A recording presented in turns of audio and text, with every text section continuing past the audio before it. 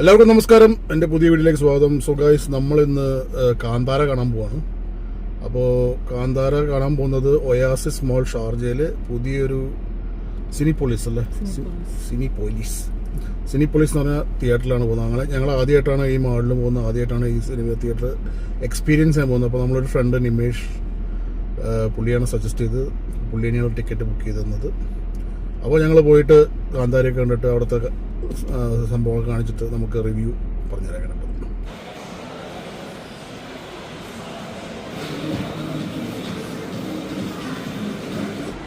സംഭവങ്ങളുണ്ടോ, അധികം തിരക്കൊന്നുമില്ല തിയേറ്ററിൽ.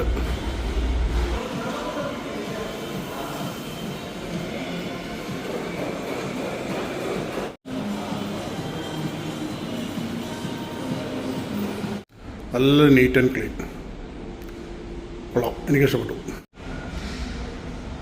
ബാത്റൂമിൽ നിന്ന് ഇറങ്ങി വരുമ്പോഴാണ് നമുക്ക് സിനിമ ഒക്കെ കിട്ടുന്നത്. അവിടെ എവിടേക്കാ പോണ്? കാന്താര വിത്ത് നിമേഷ്.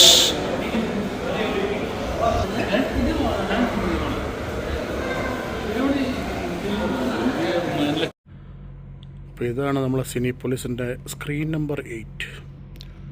അത്യാവശ്യം കുഴപ്പമില്ല. പക്ഷേ ഒരു അബദ്ധം പറ്റിയെന്ന് പറഞ്ഞാൽ അതേ ഇരിക്കുന്ന മനുഷ്യരുണ്ടല്ലോ, ഞങ്ങൾ കാന്താര മലയാളം കാണാൻ വന്ന, പക്ഷേ ഇയാൾ ബുക്ക് ചെയ്തിരിക്കുന്ന കന്നഡയാണ്. ഒരാളത് പ്ലിങ്കസി ആയിട്ടിരിക്കുന്നത് ഇവിടെ. എനിക്ക് കന്നഡ അറിയാമെന്ന് പറഞ്ഞാൽ കുഴപ്പമില്ല, ഒന്നും മനസ്സിലാവില്ല.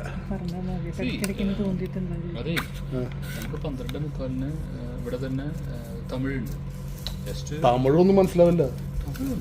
അല്ല, എന്നാലും ഇത്ര ഡീറ്റെയിൽ ആയിട്ട് മനസ്സിലാവില്ല മലയാളം കാണുന്ന പോലെ. നമുക്കൊരു കാര്യം ചെയ്യാം, നമുക്കിത് കണ്ടിട്ട് പിന്നെ മറ്റേത് വരുമ്പോൾ മലയാളം കാണാം. എന്തായാലും ഇപ്പം അടുത്ത് റിലീസ് ആവും മറ്റേ ആമസോണിൽ. ഇങ്ങനത്തെ പടങ്ങൾ കൂടുതലും തെലുങ്കൊക്കെ വരുമ്പോൾ തമിഴ് കാണും, തമിഴ് ഇഷ്ടമാണ്. മലയാളം ഡബിങ് ചെയ്യുമ്പോൾ ഭയങ്കര മോശം. പക്ഷെ ഇതിന് കാന്താരയുടെ ഡബിങ് നല്ലെന്ന് പറഞ്ഞു. അപ്പോൾ എന്തായാലും നമ്മൾ ഒറിജിനൽ കന്നഡ കണ്ടിട്ട് അഭിപ്രായം പറയാം. സോ ഗൈസ്, കാന്താര കണ്ടു, നല്ല അടിപൊളി എക്സ്പീരിയൻസ് ആയിരുന്നു, ഒരു രക്ഷയില്ല, ഒന്നും പറയാനില്ല. ഞങ്ങൾ കുറേ റിവ്യൂസൊക്കെ കണ്ടിട്ടുണ്ടായിരുന്നു പോകുന്നതിന് മുമ്പ്. പക്ഷെ എന്തായാലും റിവ്യൂലൊക്കെ പറയുന്നതിനായിട്ടും ഭയങ്കര ഒരു എക്സ്പീരിയൻസ് ആയിരുന്നു അല്ലേ. സെക്കൻഡ് ഹാഫ് ഒരു വിധത്തിലാണ് എന്ന് പറയാം, രക്ഷയില്ല. സംഭവം ഈ മൂവി സ്റ്റാർട്ടിങ് ടു എൻഡ് ഭയങ്കര എൻഗേജിങ് ആണ് എന്ന് പറഞ്ഞാൽ നമുക്കൊരു സമയത്ത് പോലും 3 മണിക്കൂറിന്റെ മുകളിലല്ലേ ഇത്. ഭയങ്കര ലെങ്തി ആയിട്ടുള്ള മൂവിയാണ് കേട്ടോ, ഭയങ്കര ലെങ്തിയാണ്. നമ്മൾ അവതാറൊക്കെ കാണുന്ന പോലെ നല്ല 11:30 കയറിയപ്പോ നമ്മളിപ്പോ എത്ര 3 മണി വരെ അല്ലേ. അപ്പോൾ ഭയങ്കര ലെങ്തി ആയിട്ടുള്ള മൂവിയാണ്. പക്ഷെ ഒരു മിനിറ്റ് പോലും നമുക്ക് സ്റ്റാർട്ടിങ് തൊട്ട് എൻഡിങ് വരെ ബോറിംഗ് എന്ന് പറഞ്ഞാൽ ഒരു ലാഗോ അങ്ങനെയായിട്ടോ എനിക്ക് തോന്നിയില്ല. ഈവൻ ഫസ്റ്റ് ഹാഫ് പല റിവ്യൂലും കേട്ടു ഭയങ്കര ലാഗാന്നൊക്കെ, പക്ഷെ ലാഗൊന്നും ഉണ്ടായിരുന്നില്ല. എനിക്ക് തോന്നിയത് കുറച്ച് ചില ഭാഗങ്ങൾ കുറച്ച് സ്ലോ ആയിട്ട് പോകുന്നുണ്ട്, അത്രയല്ലേ ഉള്ളൂ. പക്ഷെ എന്റർടൈനിങ് ആണ്, നല്ല എന്റർടൈനിങ് ആയിരുന്നു, ഒരു പ്രശ്നം എനിക്ക് തോന്നിയില്ല. സെക്കൻഡ് ഹാഫ് പക്ഷെ വേറൊരു ലെവലാണ്.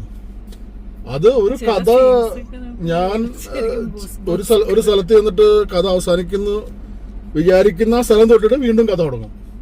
അതൊരു വല്ലാത്ത ഒരു പുതിയ ടൈപ്പ് ഓഫ് സംഭവമാണ്. അത് ഞാൻ പല സിനിമ ഇങ്ങനത്തെ ഭയങ്കര വലിയ ഡയറക്ടേഴ്സൊക്കെയാണ്, അത് ഈ സ്കോർസേസി അങ്ങനെയുള്ള ആൾക്കാരൊക്കെയാണ് ഇങ്ങനത്തെ പരിപാടിയൊക്കെ ചെയ്യുന്നത്, ക്രിസ്റ്റഫർ നോളൻ അവരൊക്കെ. പക്ഷെ ഇത് വേറെ ലെവലിലാണ് എടുത്തു വെച്ചിരിക്കുന്നത്. പിന്നെ കുറെ ഗൂസ് ബംസ് വരുന്ന പോകുന്നുണ്ട്, ഇങ്ങനെ ഹെയർ റൈസ്. എന്റെ മുടിയൊക്കെ എപ്പോഴും പൊന്തിക്കണം, കണ്ടോ പൊന്തിക്കുന്നു. ക്ലൈമാക്സ് പ്രത്യേകിച്ച് ആ ഗുഹയിൽ വീണിട്ട് അതിൻ്റെ ഉള്ളിൽ നിന്നൊരു സീനുണ്ട് മോനെ. എനിക്ക് ആക്കോട്ട് ഇഷ്ടപ്പെടാത്തൊരു കാര്യം എന്നറിയാം, ആ ബ്രഹ്മരക്ഷസ് എന്ന സംഭവത്തിന് എനിക്ക് ഇഷ്ടപ്പെട്ടില്ല. അങ്ങനെയാണോ ബ്രഹ്മരക്ഷസ്? നമ്മള് കണ്ട ബ്രഹ്മരക്ഷസൊക്കെ പെണ്ണുങ്ങളല്ലേ? അല്ല, ഇതിന് ഗുളികനല്ല, ഇത് ബ്രഹ്മരക്ഷസ് എന്നാണ് പറയുന്നത്. പക്ഷെ ഒരു ഭയങ്കര ഹൾക്കിനെ പോലെ ഒരു സാധനത്തിനെ കൊടുത്തിട്ട് ആക്കിണ്ട്. അത് മാത്രം എനിക്ക് എന്തോ ഒരു, ചിലപ്പോ അവരുടെ കൾച്ചറില്, കന്നഡ കൾച്ചറില് ചിലപ്പോ അങ്ങനെയായിരിക്കും. നമ്മളെ കൾച്ചറിൽ ബ്രഹ്മരക്ഷസ് പറഞ്ഞ വേറൊരു രൂപമാണ്.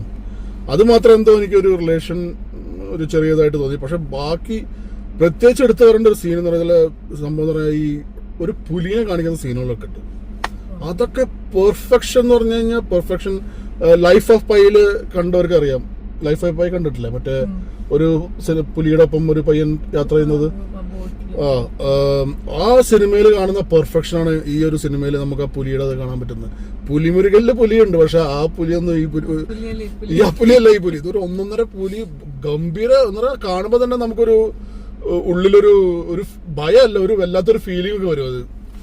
പിന്നെ അതിന്റെ നോട്ടം, അത് നടക്കുന്ന രീതിയൊക്കെ ഭയങ്കര രസമായിട്ട് എടുത്തിട്ടുണ്ട്, നല്ല പെർഫെക്ഷൻ ആയിട്ട് എടുത്തിട്ടുണ്ട്. ഗ്രാഫിക്സ് എനിക്ക് വന്നത് 100% എന്താ പറയാ പെർഫെക്ഷൻ ഇതില് വരുത്തിയിട്ടുണ്ട്. ഈ ഗ്രാഫിക്സ് ഒരു രക്ഷയില്ല, ഏത് സീൻ എടുത്താലും ഗ്രാഫിക്സ് ഭയങ്കരമായിട്ട് എടുത്തിട്ടുണ്ട്. അതുപോലെ തന്നെ കോസ്റ്റ്യൂംസിൽ എനിക്ക് അത്രയും ശ്രദ്ധ കൊടുത്തിട്ടുണ്ട് കോസ്റ്റ്യൂംസിന്. ആ ആദിവാസി ആൾക്കാരുടെ ഡ്രസ്സിങ് ആയ പോലും, അതുപോലെ തന്നെ ഇവര് മറ്റേ രാജാവിന്റെ അടുത്ത് പോകുമ്പോൾ അവരുടെ ഡ്രസ്സിങ്, അതുപോലെ അവിടുത്തെ ആൾക്കാരുടെ ഡ്രസ്സിങ് തന്നെ വേറെ ടൈപ്പില്ല. അപ്പൊ ഓരോന്നിനും ഓരോ പ്രോമിനൻസ് കൊടുത്ത് ഭയങ്കര രസമായിട്ട് എടുത്തിട്ടുണ്ട് ഓരോ കാര്യങ്ങളും. അത് പറയാണ്ടിരിക്കാൻ വയ്യ. എഫേർട്ട് എന്ന് പറഞ്ഞു കഴിഞ്ഞാൽ 100% എഫേർട്ട്. അതുപോലെ ഋഷഭ് ഷെട്ടി ഒരു രക്ഷയില്ല. ഓ എന്താണ് ആള് ചെയ്തിട്ട്. അല്ല ഇത് ആക്ടിങ് ഒക്കെ, പക്ഷെ ഇതിന്റെ ഒപ്പം ഡയറക്ഷനും ബാക്കിയുള്ള എല്ലാ കോർഡിനേഷനും ഒക്കെ ചെയ്യാന്ന് പറയുമ്പോ എളുപ്പമുള്ള കാര്യമൊന്നുമില്ല. അതായത് മറ്റേ പണ്ട് ബാലേന്ദ്രമേനോൻ ചെയ്തിരുന്ന പോലെ പോസ്റ്റർ ഒട്ടിക്കുന്നവരെ പണിയുമാണ് പുള്ളി എടുത്ത് വെച്ചിരിക്കുന്നത്. പക്ഷെ ആ ഒരു ലെവലല്ല സിനിമ, ഇതൊക്കെ വേറെ ലെവൽ സിനിമയാണ്. തേർഡ് പാർട്ട് ഉണ്ടാവും എനിക്കറിയില്ല, ഇത് കണ്ടിട്ട് തേർഡ് പാർട്ട് ഉണ്ടാവാനുള്ള സാധ്യത എനിക്ക് തോന്നുന്നുണ്ട്. ഇവൻ ചാടിപ്പോയില്ലേ, അപ്പൊ അതിന്റെ കണ്ടിന്യൂഷൻ ആയിട്ട് എന്താണ്. പക്ഷെ ഒരു വേറെ ലെവൽ കേട്ടോ അത്. പിന്നെ ഇതില് അഭിനയിച്ച ആക്ട്രസ് സ്റ്റാർട്ടിങ്ങിൽ കാണുമ്പോൾ നമുക്ക് വലിയൊരു സംഭവം തോന്നില്ല, പക്ഷെ ഒരു മൂവിയുടെ ഒരു ട്വിസ്റ്റ് ഉണ്ടല്ലോ, ട്രാൻസ്ഫോർമേഷൻ, അവിടെ തൊട്ടിട്ട് ആ പെണ്ണിന്റെ പെർഫോമൻസ് വേറൊരു ലെവലായിട്ട്. അതുപോലെ തന്നെ ജയറാമിന്റെ ഒരു ലെവൽ വരെ ജയറാമിന് എന്തിനാണ് ആ സിനിമയിൽ കൊടുത്തിരിക്കുന്നത് തോന്നിപ്പോവും. നമ്മള് കുറച്ച് റിവ്യൂസ് ഒക്കെ കണ്ടുകൊണ്ട് നമുക്കറിയാം ജയറാം ഭയങ്കര പെർഫോമൻസ് ആണ്, ഈ പെണ്ണ് ഭയങ്കര പെർഫോമൻസ് ആയിരുന്നു. പക്ഷെ അതൊന്നും കാണാതെ വരുന്നവർ വിചാരിക്കും എന്തിനാണ് ഈ ജയറാമിനെ അവിടെ കൊടുത്തു വെച്ചിരിക്കില്ലേ, ഒരു വേസ്റ്റ് ഓഫ് ടൈം പോലെയാണ് ആദ്യം തോന്നുന്നത്. പക്ഷെ പിന്നെയാണ് ആ ഒരു റിയൽ സ്റ്റോറി, അതിന്റെ പുറകിലുള്ള സംഭവങ്ങളൊക്കെ അവർ ഓരോന്നായിട്ട് കൂട്ടിച്ചേർത്ത് കൊണ്ടുവരുമ്പോ എന്റെ ഭഗവാനെ ഒരു രക്ഷയില്ല. ഇത് തിയേറ്റർ എക്സ്പീരിയൻസ് ആണ്. സൗണ്ട് പൊള്ളിയ നല്ല സൗണ്ട്, അടിപൊളി സൗണ്ട്.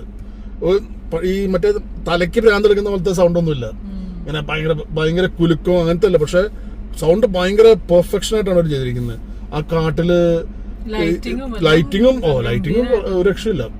പ്രത്യേകിച്ച് കാടിന്റെ ഉള്ളിലെ സീൻ, പിന്നെ ഈ കാടിന്റെ ഉള്ളിൽ ഇവര് ഹണ്ട് ചെയ്യാൻ പോകുന്ന സമയത്തൊക്കെ ഉള്ള ഒരു ചീവീടിന്റെ ഒച്ചകളൊക്കെ ഉണ്ടല്ലോ, അതൊക്കെ ഭയങ്കരമായിട്ട് എടുത്തിട്ടുണ്ട്. നല്ല രസമുണ്ട്. എന്താ പറയാ, പ്രത്യേകിച്ച് ഒന്നും പറയണ്ട, നിങ്ങൾ പോയി സിനിമ കണ്ടാൽ മതി, അത്രേ ഉള്ളൂ. എനിക്ക് ഈ ഒരു വർഷത്തെ ഏറ്റവും പെർഫെക്റ്റ് ആയിട്ടുള്ള ഒരു മൂവി എന്ന് പറയാലോ അല്ലെ, ഇത്രയും ബിഗ് ബഡ്ജറ്റ് ആയിട്ട് ഇറങ്ങിയിട്ട് പെർഫെക്റ്റ്. അതെ തിയേറ്ററിൽ കാണാൻ മാത്രമുള്ള എഫേർട്ട് ആ സിനിമയിലുണ്ട്.